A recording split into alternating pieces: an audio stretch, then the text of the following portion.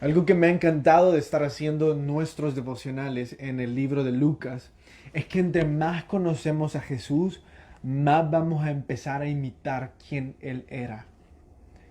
Muchos de nosotros solemos ver series de Netflix o solemos ver o solemos ser fanáticos de algunos libros. Incluso somos fanáticos de personajes de la televisión y los incluso deportistas y los tomamos como nuestro ejemplo a seguir. Y la razón por la que es difícil para nosotros ver a Jesús como nuestro ejemplo a seguir o nos es difícil reflejar su imagen es porque no pasamos el suficiente tiempo leyendo lo que él hacía y cómo él lo hacía. Pero este tiempo que nuestros devocionales han sido otra vez en Lucas, o sea, otra vez en un evangelio, me ha encantado porque he orado todos los días por tratar de reflejar lo que Jesús era en mi ámbito laboral, en mis amistades, en mi familia, etcétera. No digo que lo he logrado, solo digo que estoy alegre, que muchas veces estoy pensando qué hacer y de repente me recuerdo de una historia que acabo de leer de Jesús o unas palabras que Jesús recién dijo. Y digo, qué bueno, lo tengo a la vista, lo tengo cerca. No tomen esta lectura simplemente como algo más que deban hacer. Tómenlo como el tiempo en el que pueden pasar charlando con Jesús y aprendiendo de quién es Él. Vamos a la pregunta uno. ¿Cómo es eso de que un publicano quería conocer a Jesús? Y un publicano rico. La pregunta nos dice eso. ¿Cómo puede ser eso posible? La Biblia no dice literalmente que Zaqueo dijo, estoy buscando conocer a Jesús, pero sí dice las acciones que él tomó para mostrar que estaba totalmente interesado en buscar de Jesús. Las acciones cuáles fueron. En el verso número 3 dice, procuraba ver quién era Jesús. Y después dice las acciones que él hizo. Pero no podía causar la multitud, pues era pequeño de estatura. Y corriendo delante, subió a un árbol sicómoro para verle, porque había de pasar por ahí. Déjenme darles un poco de contexto histórico al respecto de las costumbres de los hombres en aquel tiempo. Habían algunas cosas que eran deshonrosas para un hombre hacer. Una de ellas era correr. Un hombre adulto que corriera era considerado una falta de respeto porque estaba emulando algún tipo de intranquilidad o algún tipo de locura. Los hombres adultos solían caminar con serenidad y de una forma tranquila para mantener la paz en el pueblo. Otra de las costumbres en aquel tiempo eran las vestiduras de una persona rica. En el verso 2 nos da una breve descripción de quién era Zaqueo. Escuchen, era jefe de los publicanos. Y por si no nos ha quedado claro, las virtudes, no las virtudes, no, las cosas que le otorgaban ser el jefe de los publicanos, nos dice, este era rico, este estaba lleno de dinero. Apliquémoslo a nuestro día de hoy.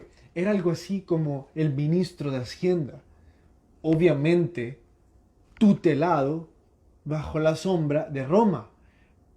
Pero como los publicanos eran los que cobraban los impuestos, este era el jefe de todos los cobradores de impuestos. Este era el nexo entre Roma y los judíos, entre Roma y sus impuestos. Casi como un ministro de Hacienda. El ministro de Hacienda se encarga de lo mismo, de monitorear y de administrar el dinero del Estado, impuestos, etcétera. De eso era Zaqueo. Muy rico para que la Biblia haya hecho énfasis en eso. Estos hombres políticos, ricos y con una posición alta en el pueblo, solían vestirse de una forma totalmente diferente a los demás. Sus vestiduras eran largas y constaban de varios amuletos y de varias capas. Ellos no solo tenían un taparrabo y una túnica, que era básicamente la falda o el vestido, sino que sobre esos solían ocupar chalecos, solían ocupar algunas cosas que eran como bufandas y también cosas sobre sus cabezas, para simbolizar el dinero que ellos tenían. Escuchen esto. La Biblia muchas veces nos ha dicho que nos ciñamos nuestros lomos. También era deshonroso ceñirse los lomos para un político, o sea, subirse la falda, porque los únicos que se ceñían los lomos eran los trabajadores de campo. ¿Por qué les he contado todo esto? Para subirse al árbol, para hacerse espacio entre la multitud, Zaqueo tuvo que ceñirse su lomo, levantarse su falda, tuvo que correr para buscar espacio, tuvo que humillarse a sí mismo reconociendo su baja estatura y subiendo a un árbol. Y todo esto lo hizo para conocer a Jesús. Zaqueo nunca estuvo en un lugar tan alto como cuando se humilló a sí mismo. Nosotros nunca vamos a escalar tan alto como cuando nos humillemos a nosotros mismos.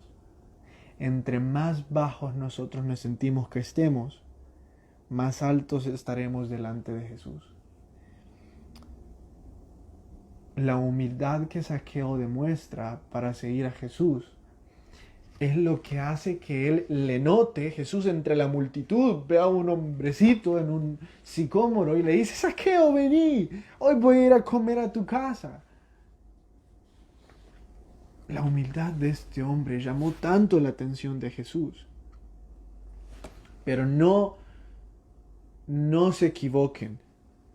Jesús no se alegró porque un político vino hacia él. Se alegró porque un pecador vino hacia él. Él dice en el verso 10, el Hijo del Hombre vino a buscar y a salvar lo que se había perdido, no a los políticos ricos. No hagan de esto lo que hicieron los israelitas en su momento, que Jesús se sobrealegra cuando vienen políticos ricos a sus pies. Jesús se alegra cuando vienen pecadores a sus pies, sean políticos o sean hombres comunes y corrientes. Digo esto porque se nos olvida a muchos de nosotros que los políticos también son pecadores, también son hombres que necesitan de Jesús. Si bien es cierto, tenemos nuestro total derecho de tener nuestra propia afinidad política y de elegir por quienes votar y por quienes no, también tenemos nuestro deber como cristianos de amar y estar dispuestos a proclamar el Evangelio de Jesús a todos los hombres, sin importar si sean políticos o no.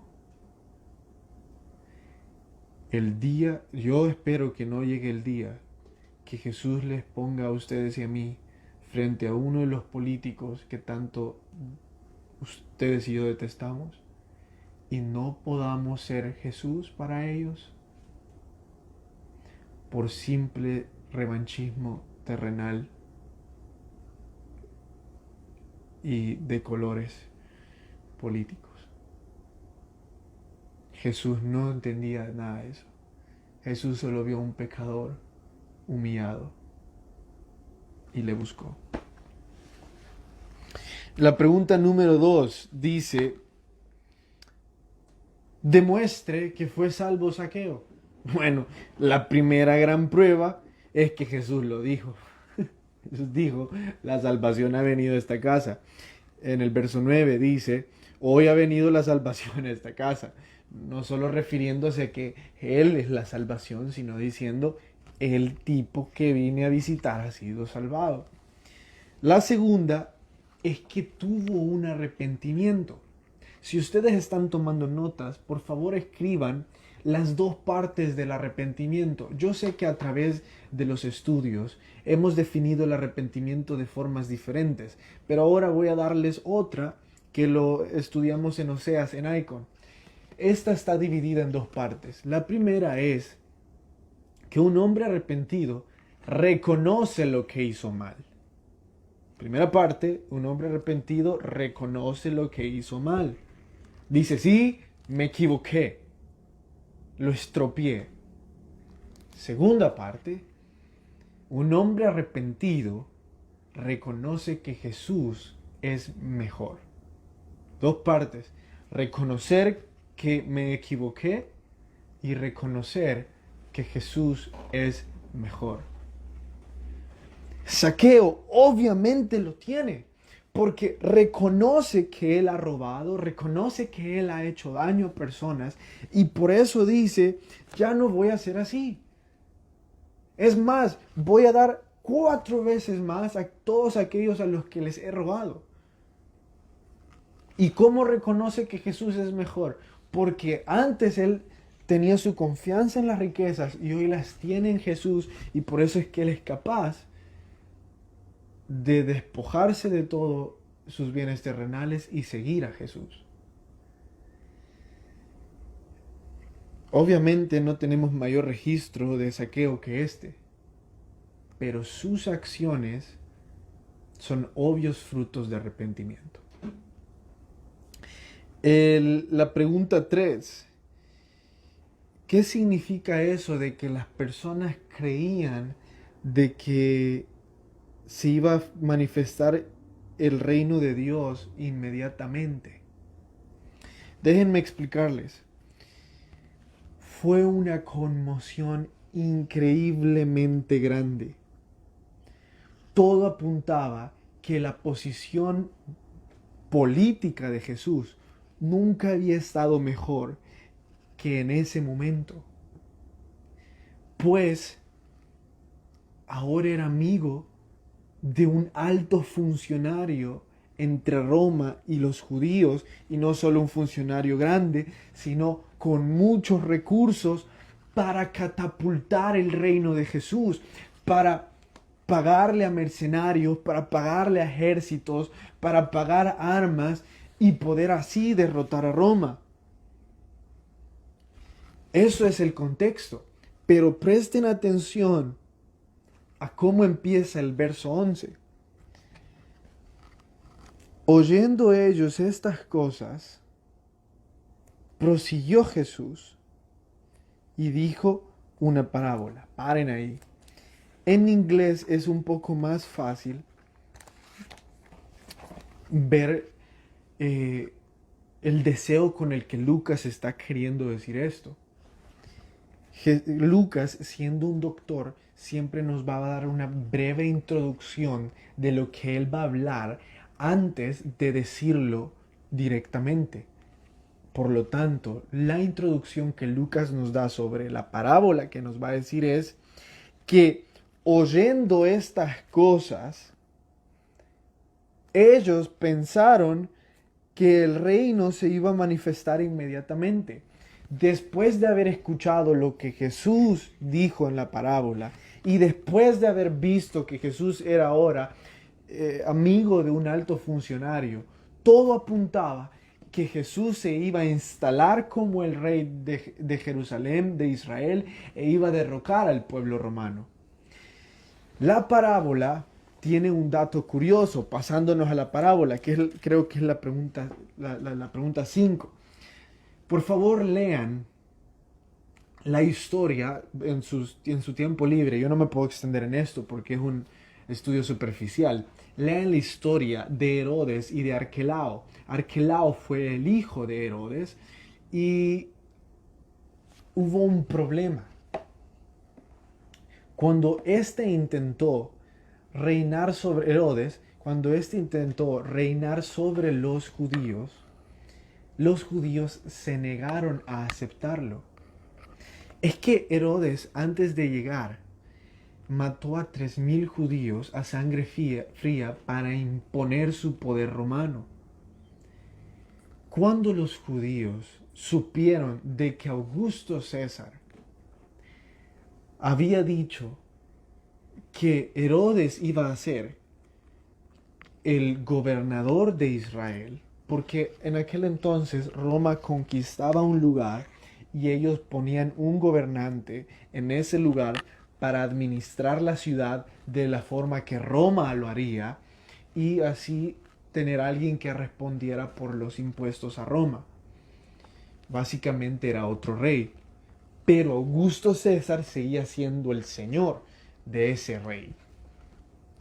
Los judíos salieron en una caravana hacia Roma y le dijeron a Augusto César: nos negamos a reconocer a Herodes como nuestro rey. Va a ser imposible que él sea nuestro rey.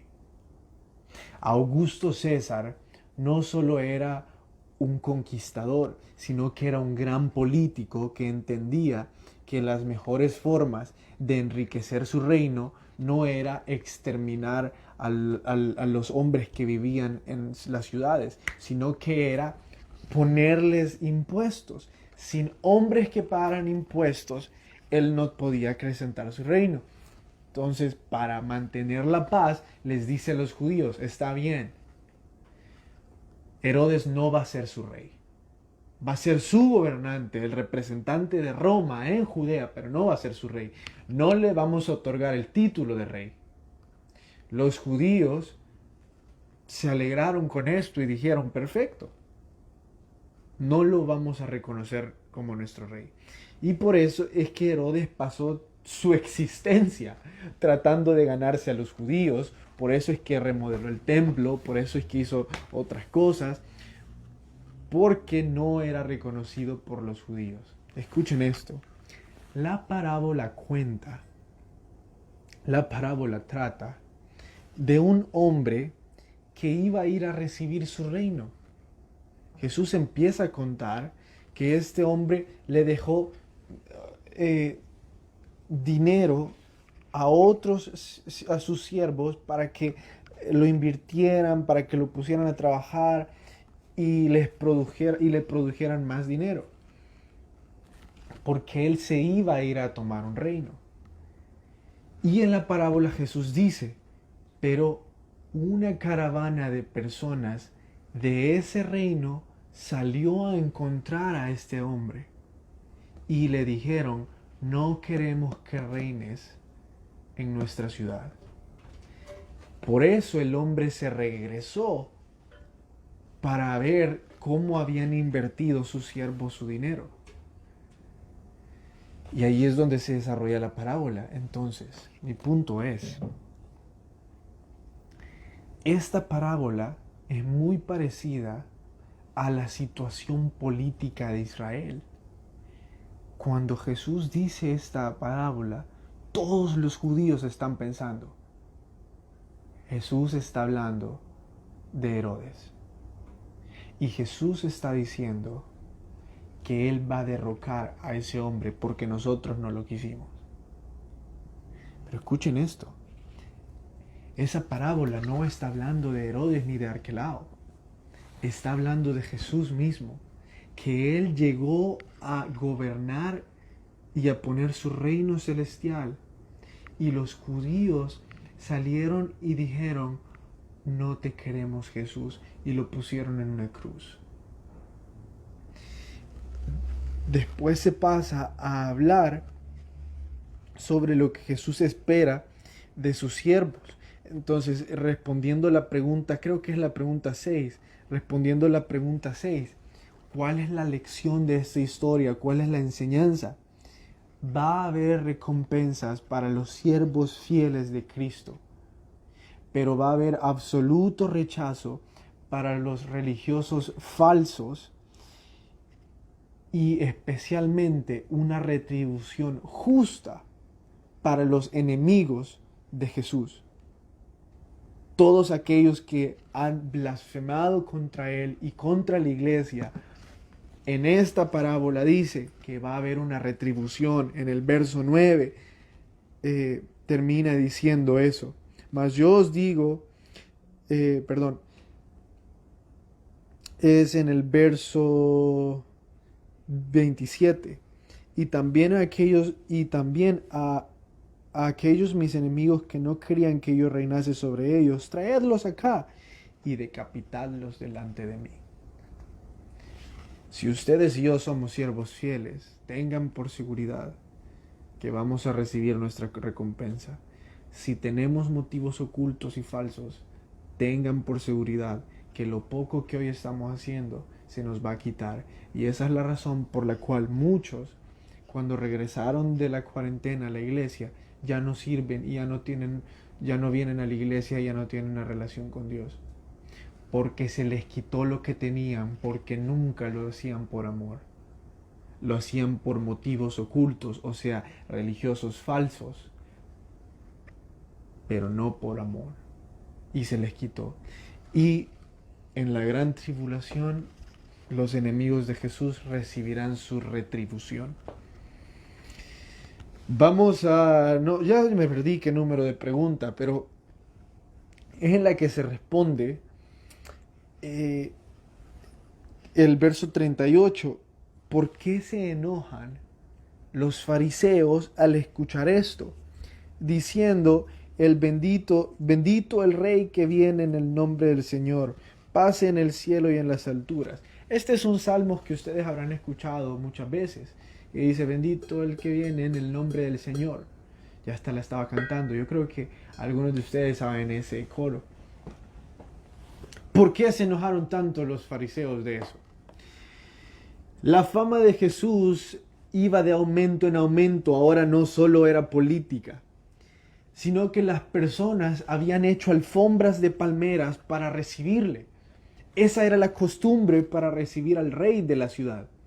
Pero la costumbre no era poner palmeras. La costumbre era poner sus ropas, sus vestiduras, alfombras hechas de los linos más finos y de las cosas más preciadas que los pobladores de la ciudad tuvieran. Pero los judíos, siendo una sociedad de gente pobre, obviamente la única ropa que tenían era la que llevaban puesta. Eso se acostumbraba en aquel entonces, la ropa era muy cara, era tecnología de punta para ese momento.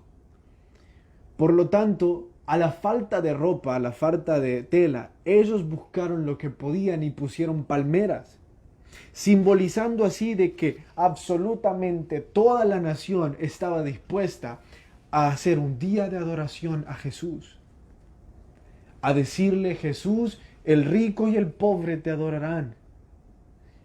Normalmente Jesús solía detener a las personas que le adoraban o trataban de imponerle a él como rey o pedirle que ocupara algún tipo de puesto gubernamental. Y les decía, yo no he venido a eso, paren. Incluso decía a los ciegos que él sanaba, no hablen de mí.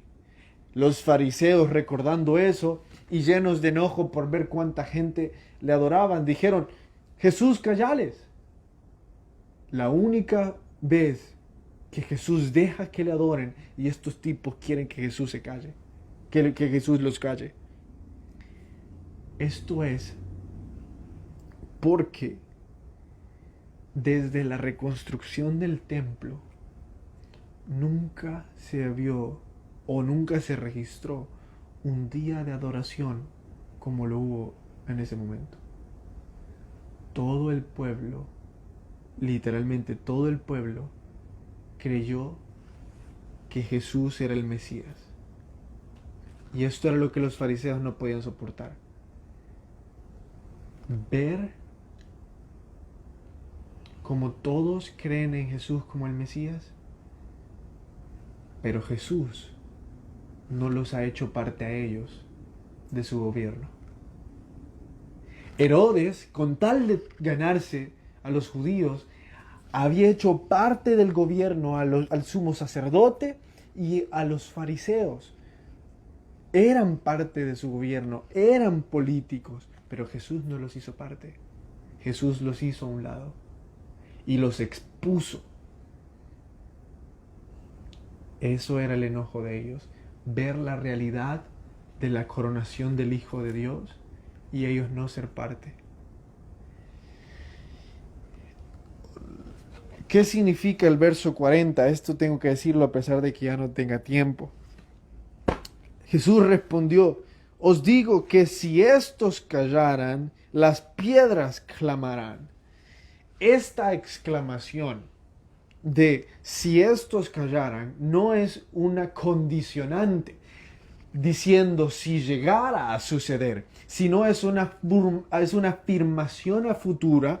Por eso es que Jesús dice, os digo, está diciendo, es una afirmación que cuando estos callen, porque los mismos que ese día gritaron, crucifíquenle, perdón, los mismos que ese día gritaron, Hosana al Hijo de David, los mismos que el lunes gritaron, Hosana al Hijo de David, fueron exactamente los mismos que gritaron en viernes, crucifíquenlo.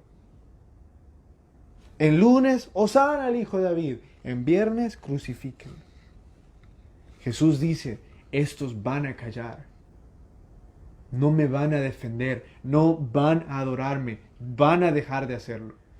Pero les digo que aun cuando estos lo hagan, las piedras clamarán.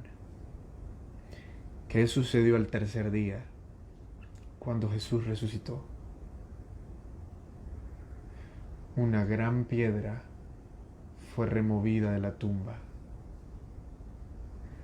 adorando de forma simbólica que Jesús se sentó a la diestra del Padre por los siglos de los siglos. Ellos callaron y una piedra, cuando ellos callaron la afirmación de Jesús como rey, una piedra habló, diciendo, el rey se fue. Sucedió. Fue una profecía de Jesús. Hoy sí me debo de pasar al libro. Discúlpenme que no logramos llegar a la segunda purificación del templo. La pregunta 1 del libro.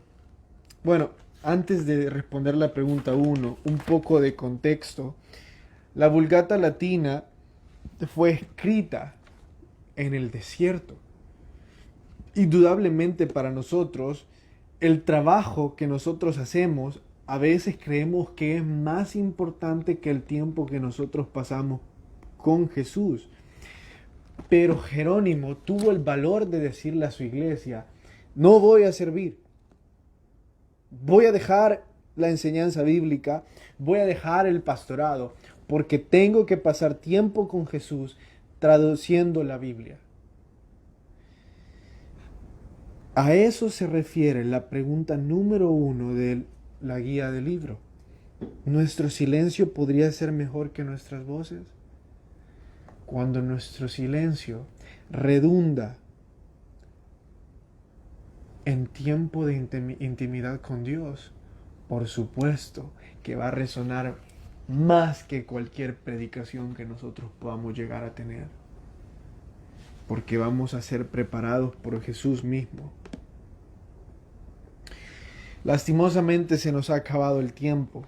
Había tanto que tenía que hablar. A lo mejor el martes vamos a hacer la transmisión bastante del libro. Y tal vez eso anima a los que aún no lo están leyendo. Iglesia, fue una bendición que estuvieran con nosotros. Nos vemos mañana a la misma hora.